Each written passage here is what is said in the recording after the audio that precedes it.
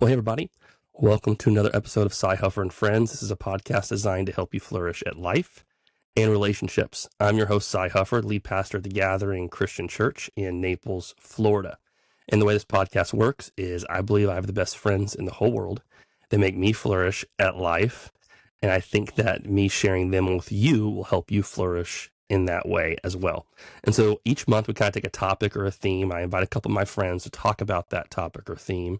And so if this is something that has been helpful for you, you can always follow along Apple, Spotify, or YouTube. You can subscribe, like, follow, whatever the right word is for each of those platforms. But we'd love to have you stay in the know of what's going on as each episode drops on Thursdays. I'm excited today, super excited, because I get to introduce you to my friend, Jeff Swearingen. Jeff, tell everyone a little bit about yourself, your family, your story, and ministry. Yeah. Well, thanks. It's a privilege to get to join you today. So I've lived in Southwest Florida for 27 years now. Married to Peg for 36 years. We've been married. We have two boys. They both happen to be in full-time ministry. We have 4 grandchildren. And I currently am the director of Florida Church Planters.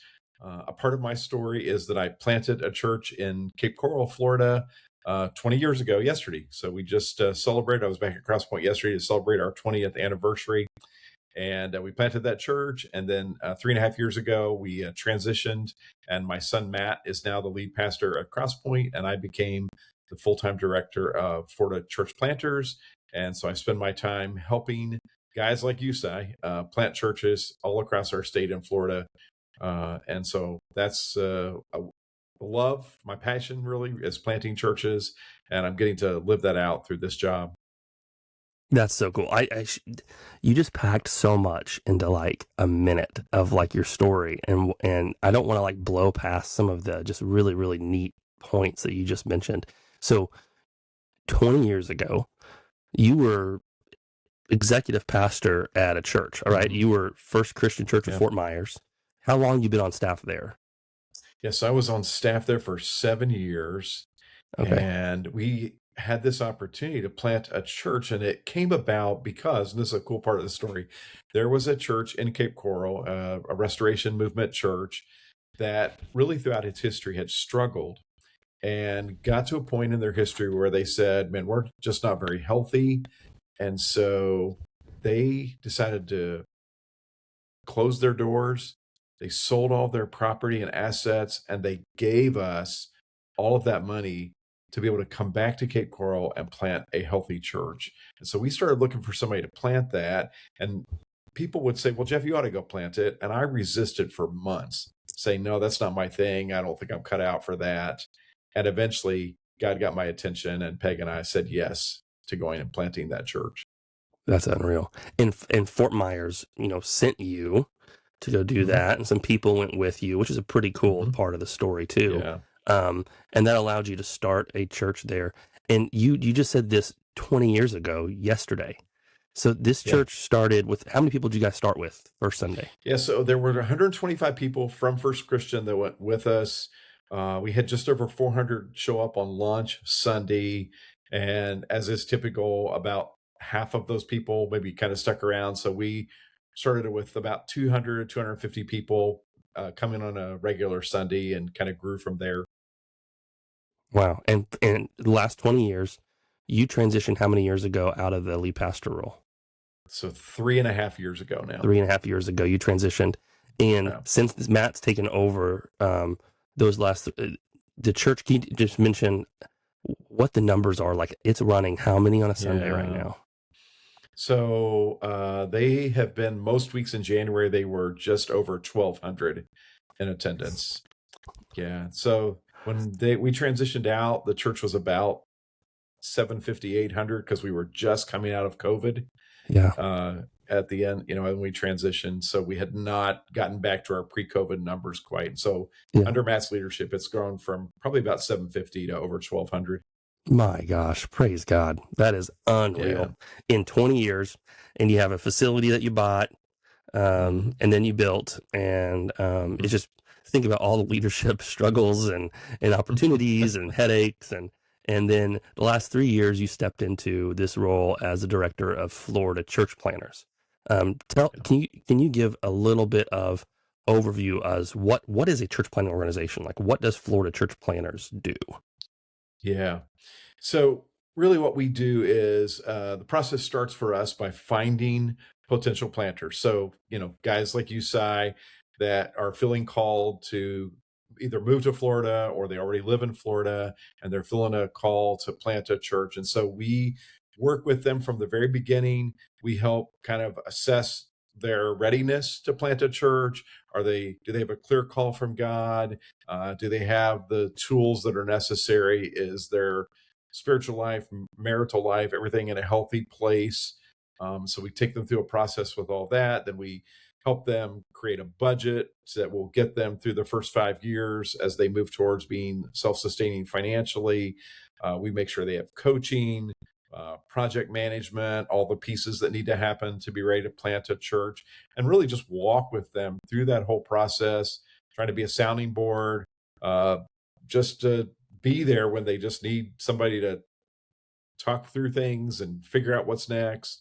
And then we stay with them. We help them form a management team, guys who give oversight to that. And then we stay with them until they become self-sustaining financially and self-governing with local elders. And typically that's 5 or 6 years from launch until that happens. So we really kind of walk with a planter for 6 to 7 years. Yeah. That's unreal. And it's been, I mean, being on this side of it, I mean, the Gathering Christian Church in Naples, we are a Florida church planters church plant. And so I have benefited incredibly from FCP and what you all have done and the services you provide and how you walk people through the planting process, because it can feel lonely. I mean, when you're on site trying to start a new church and knowing that you have people who've been there, who've done that before, who are in your corner, who are giving you the wisdom and who are saying, hey, no, this is good. This is right. These are all good signs. Like, that is just, it changes everything. It changes everything for you as the planter. So sorry, I got sidetracked. You had 1 minute of like your story, and I was like, we need to slow down a couple of those things, because it's so cool to celebrate like all of your experience and your life accomplishments and how God has moved in your life. So I think you had said this one point, I don't know if it was like a year and a half or so ago, but you're like, I would consider us friends now. And I would say I agree with that. Like, we were like working relationship, for a long time. And I think there is a point when you transition, like, hey, I think this is actually a friend of mine. But how would you describe, like, I like asking people when I bring them on the podcast, like, hey, what's your friend story of like how we became friends? Because I have it in my head what that is, but I'd love to hear your perspective of our friend's story. Yeah. Well, for me, the friend story begins with a mutual friend of ours who kind of introduced us, who had been encouraging you to think about and pray about coming to plant a church. And so we met. I think our first face-to-face meeting was you guys flew down to Southwest Florida to kind of check out several different areas in Southwest Florida in terms of where maybe God was calling you to plant a church. And so we got to hang out for that whole day. And for me, that was just a real treat to be with both you and Monica and see you guys and interact with you. And then, really probably the next step in our friendship was, going to assessment together. I'm not sure if that helped our friendship or not, because that's a grueling experience, right, to go through. And so I always actually felt a little guilty during that time, like, oh, I'm sorry I got you into this. And then you guys moved down here. And so we had the opportunity to begin to hang out more regularly. And I don't know, somewhere for me and that process of just hanging out and meeting for breakfast and lunch and getting to know your family and really, talking about stuff that wasn't just ministry related, but really actually getting to know each other somewhere in there. It kind of just felt like, okay, well, we're not just working together now. We've actually become friends. I would agree with that. Yeah, I think so too. It has been a joy to get to know not just, you and working with you, but then your family and your sons and Peg and the, the in-laws. And, it has been a joy to see what's happening in Southwest Florida and how you continue across the state and how you continue to be in the center of it. And you keep calling like the churches together to do kingdom work and to be kingdom minded. And I love it. And then, we just get to chat about fun stuff and football Yeah. and college football and get a razzia about the Buckeyes and how they're doing and not doing, and that's always fun. Which I have nothing to brag about. None of my teams are good right now, so except for my Oklahoma City Thunder, I will Yeah. say they are phenomenal. But anyway, okay, so we're going to focus on church planning, and you've Mhm. worked 2 decades in the church planning world, over 2 decades, and then you've had and not just like with planting your church and then being the director of Florida Church Planners, like you also run a lot of boards of church plants, especially in Mhm. the Northeast with the Restoration House, Yeah. right, and those church plants that were Yeah. happening up there. So I'm going to ask you just several questions, and I'd love for you to share from your own experience and wisdom about church planting. So, why should we care about planting churches? And that the whole idea of planting churches is starting new churches. That's really what that Mhm. means. Yeah. So why should we care about starting new churches, especially in America? Yeah. Well, I mean, the reality is there's still millions of people in America that don't know Jesus as their savior. And it has been proven over and over again that the fastest way to reach people who are lost, people who don't have a relationship with Jesus, is through a new church. Mhm. It just happens. Like, we reach more people that way. And so I think we have to be concerned about it. The reality is, especially here in the state of Florida, we're seeing a significant number of churches every year that are closing their doors. And so if we have any hope of trying to keep up with the population growth, or even just if the population stayed the same and we're closing churches, then we've got to be starting churches to be able to reach people. And in Florida in particular, I just was at a conference last week where I was sharing a lot of these numbers, so they're pretty fresh for me. But in Florida, 800 people a day are still moving to our state. That's 292,000 people a year who are moving to Florida, beginning to call it home. And we have about 188 restoration churches in the state of Florida, give or take.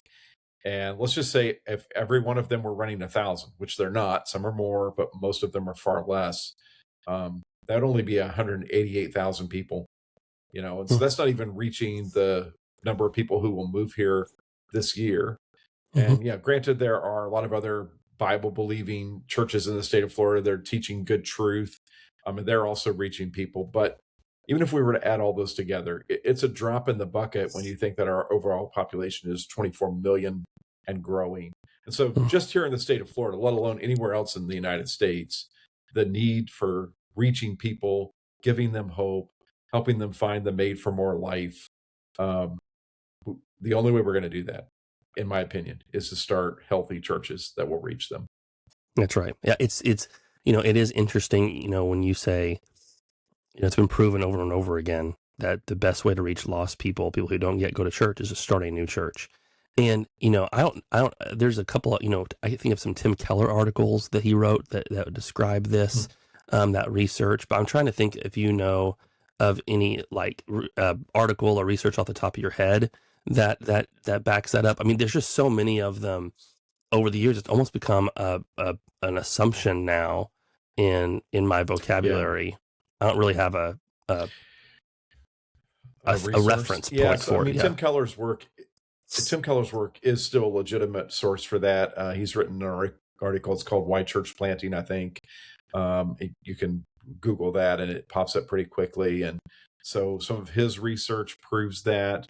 I think there's some research in a book called "Church Plantology" Hmm. by Peyton Jones. That research in that book bears it out that it's the fastest way. Gosh, I'm trying to think. I know there's some other sources out there. None of them come to me off the top of my head, but I think those two are legitimate sources that anybody could go check out. Those are good. Yep. I just Googled why plant churches by Tim Keller, and it popped right up. I mean, that's a free article you can read, and it Yeah, is and it's a consistent reality. And I know that I've experienced that in my own ministry life. Um, I was way more focused on people who don't yet go to church, starting a new church, than any other established church that I worked at or was a part of. And I am a yeah, pastor. Like, I'm supposed to be the one that gets the heart of God, right? That models it.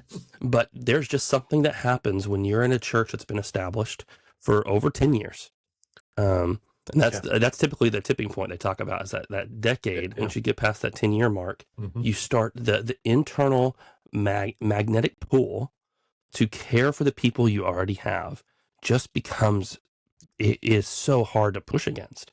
And it's just the Yep. reality of, I'm feeling it now. I'm a year and a half into our church plant. We have 150 people now.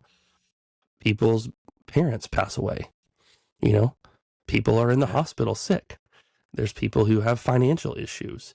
There's pastoral needs. The pastoral needs alone begin to Yeah. draw the attention, the focus to the people you currently have, not those outside the walls, let alone the discipleship needs, the Yep. volunteer appreciation needs. Next thing you know, you're spending Mm-hmm. 90% of your time just on the people you already have, not on those who are not yet there. And Right. when you're a church planner, I mean, you don't have any people. You have to focus, unless you want to steal sheep, steal people from other churches. You have to focus on Yeah. those that don't yet go to church.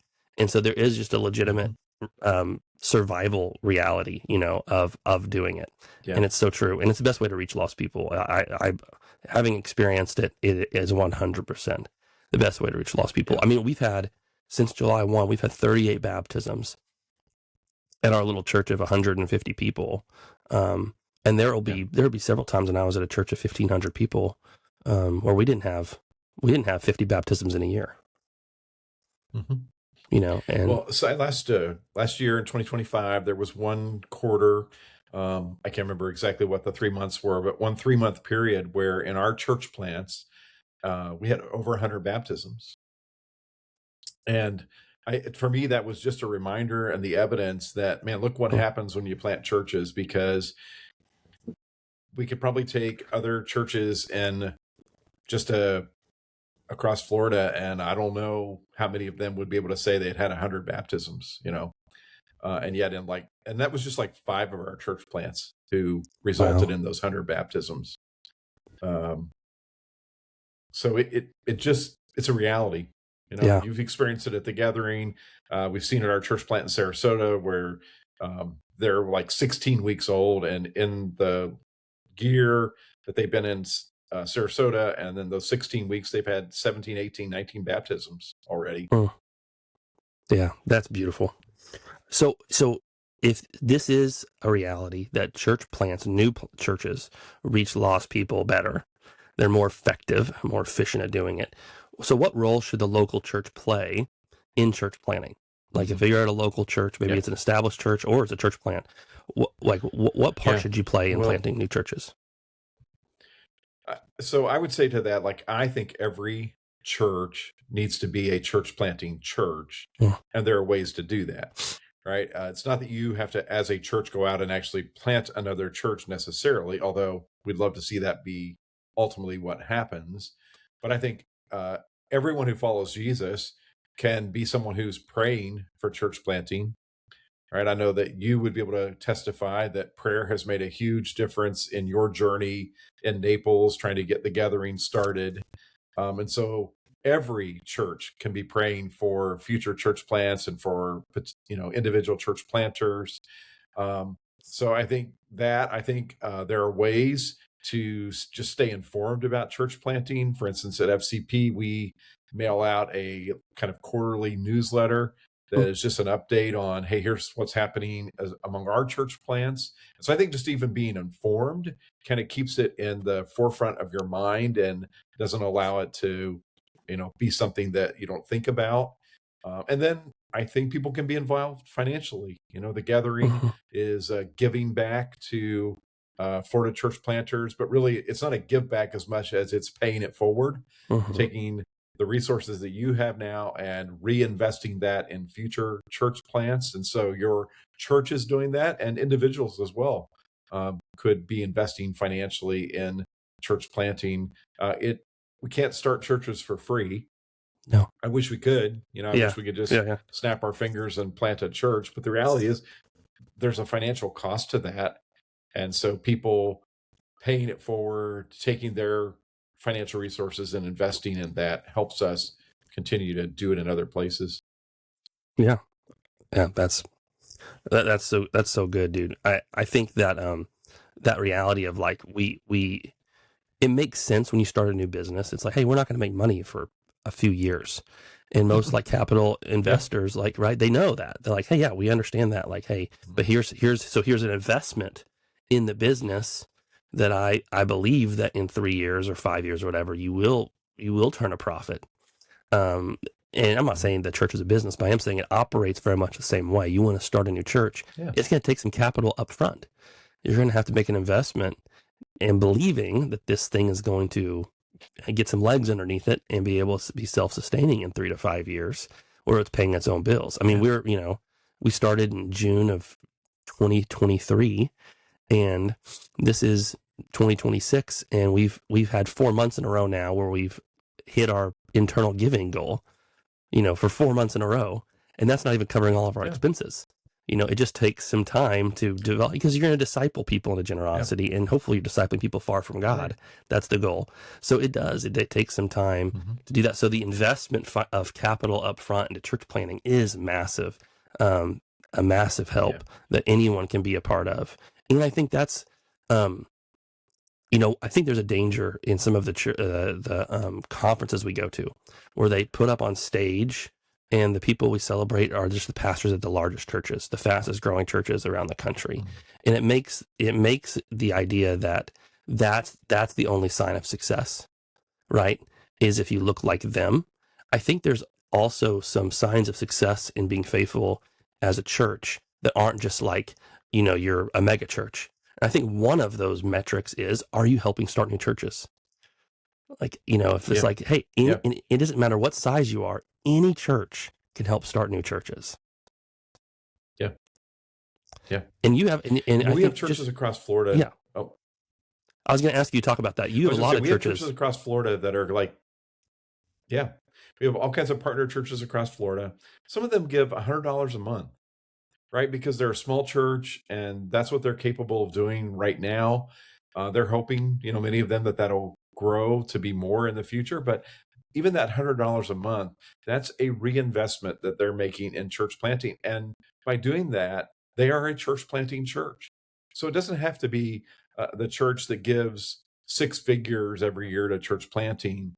It could be a church that's just investing what they can right now, but they're helping to invest in church planting. They're helping to reach people who are far from God. To me, that makes them a church planting church. That's right. I love that. So talk to me a little bit about so how does giving money to Florida church planters, how does that help plant churches in Florida? Like, what does the role FCP play, um, just monetarily as well as leadership wise for church planting in Mhm. Florida? Yeah. So really, it makes a difference twofold. Number one, at Florida Church Planters, just as we did for the gathering, we make an upfront investment of up to $150,000 for each plant. Some of that money we give immediately after assessment because it helps a family like your family, Si, get relocated to Florida and know that they have some salary coming in the early months while they begin to do some additional fundraising.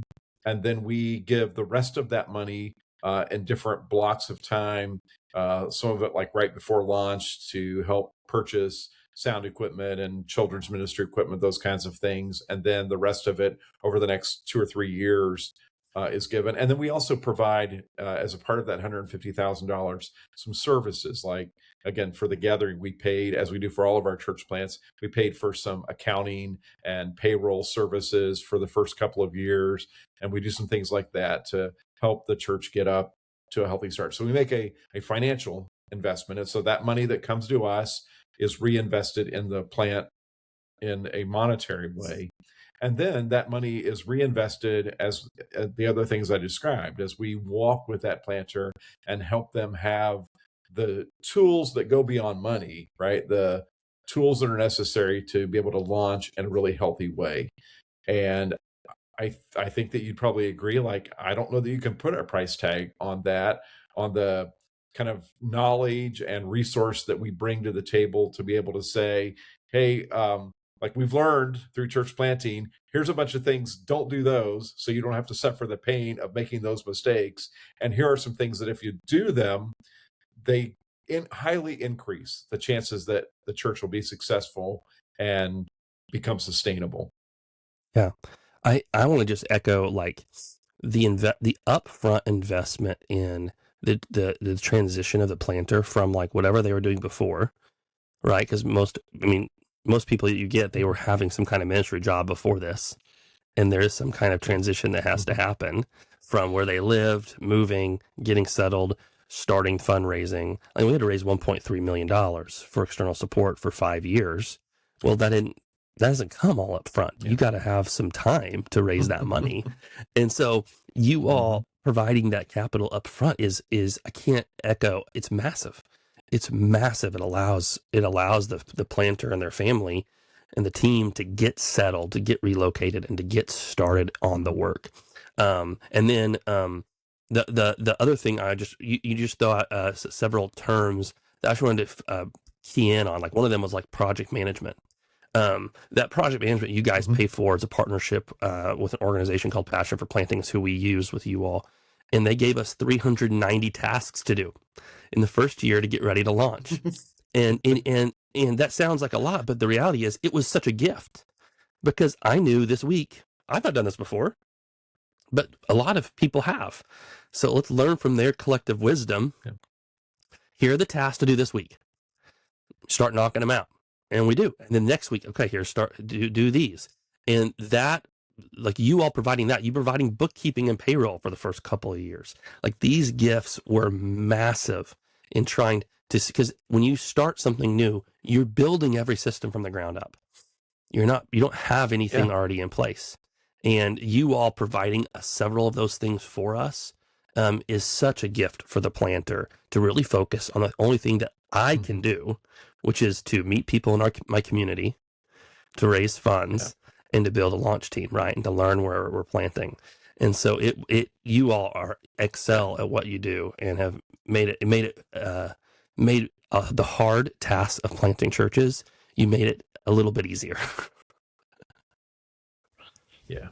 Well, and so I'm glad you just added what you did. Like that really is the goal for us. We want to free up the church planter as much as we can so that he can do what only he can do and what he and his family can do. And that is build relationships, right? We want the planter to be free, especially in those earliest months, to just meet as many people as they can, build friendships, begin to build deeper relationships so that they can begin to invite those people in to be part of what they're doing in that community. No, it's such a gift. And it does. And I think, one of the things, the stats I've heard, I don't know if it's still true or not, but like 80% of church plants don't make it to their 5-year anniversary. Like it's very difficult to start a church and to have that church be self-sustaining past year 5 and continue going. But a lot of times those church plants are starting off by themselves with no church planting organization, no outside support, opening up in a storefront, renting a school for a season. Maybe it was even a church split from another church that was started by an associate pastor who's upset. Like these are things that we've heard about and seen with the church plants maybe growing up. But when you plant with Florida church planters, you all just do it so differently. And you make it to where you set us up to succeed past that year 5. And it's such a gift. It's not just getting us launched and walking away. You're with us for the long haul. And it's a great partnership. And it makes me proud to be able to give 5% of our offering, to FCP to help plant more churches through you all. What are some movements of God that you are excited about right now with church planting? Well, I mean, I'll end up talking mostly about some plants that we're doing because I just see God moving in those. The Gathering, I'm not just saying that because we're on this podcast, like the Gathering, I talk about it regularly as I travel around the state, what God has done there, especially over the last 6 to 8 months. I think that's a move of God. Like the number of people that are now attending, the 38 baptisms that you've had this fiscal year, that's a move of God. Like you can't you can't just say, well, that's Cy gets the credit for that, or they did all the right things, and so all the right pieces are. No, that's God. When you see the kind of attendance growth that you've had, the kind of number of baptisms, God has to get the credit for that. That's a That's move right. of God. We're seeing a very similar thing happen in Sarasota. Mm-hmm. We have a new church there. They're like 16 weeks old now, called Coastline. They Sunday they had over 200 people in attendance. They've had, I think, 17 or 18 baptisms. I kind of lost track. Again, that doesn't just happen because we lined all the dominoes up the right way, and so we did the magic trick, and boom. It happens because it's a move of God. God's Mm-hmm. bringing people to that place and causing it to grow. We have a church plant in Tampa called Rue. That's led by Isaac Ferrer. I mean, they literally meet in like almost downtown Tampa. It's a tough neighborhood. They are reaching a very multicultural group of people, multi-ethnic. It's a beautiful thing to go see the church because it really looks like the city of Tampa. And they have literally, no exaggeration, they've had hundreds of baptisms. They're about almost 3 years old now. Again, you don't explain that because, we did all the Wow. right things. That's a move of God that is bringing all those people there, and they're seeing so many lives transformed. And I can tell those kinds of stories about several other of our plants, and it just can only be explained by giving credit to God. It's not because we're doing the right things. I think we're putting the right people in the right places and trusting God to use them. But it's a work of God that's causing those plants to grow. I love that. That's amazing. And we just, our prayers that we just see more and more happening in Florida, that we see more and more church plants and God raising up more workers. We need more planters here. And so if this is something, I don't know if you're listening to this and you're like, maybe God's calling me to plant a church, reach out to Jeff, reach out to me. We would love to have more and more people who feel called to start new churches, consider moving down to Florida and to start new churches in this state, because it is a ripe harvest field. It is ready. And I'm telling you, come get in the game. And I really believe you'll see God move in some incredible ways if you say yes. How can someone who is not necessarily a pastor, they're not necessarily a minister, but they're brand new to Jesus, brand new to church. Think about someone attending at the gathering, someone attending at Coastline and at Rue, those churches you mentioned, and they're like just learning about this thing called, wait, this is a new church? Oh, it's a church plant? And this is something that as a Christian, I'm called to do. How would you encourage that person to participate and get involved in church planning and the mission of God? Mm-hmm. Well, I think what I would encourage them is, I guarantee they have friends who also need to know Jesus. Mm. And they've discovered something in their lives that is beginning to change them. They're discovering a made for more kind of life, and they have friends who need the same thing. And so the church planting, in a sense, that they could do is they need to be praying for that friend, diligently praying, and then inviting that friend to come to church with them. And that's their own little form of church planting where they're at in their life. They have a circle of influence where they can help those people to find what they're finding, and to find hope and joy and peace in Jesus. And if they would do that, they're a part of church planting and doing that. And then I think beyond that, wherever they are in their walk, they can begin to pray for other places where churches need to be planted, so that, again, people in those cities can find the same hope and joy that they're finding as they begin their relationship with Jesus. That's awesome. I love it. Okay, last question.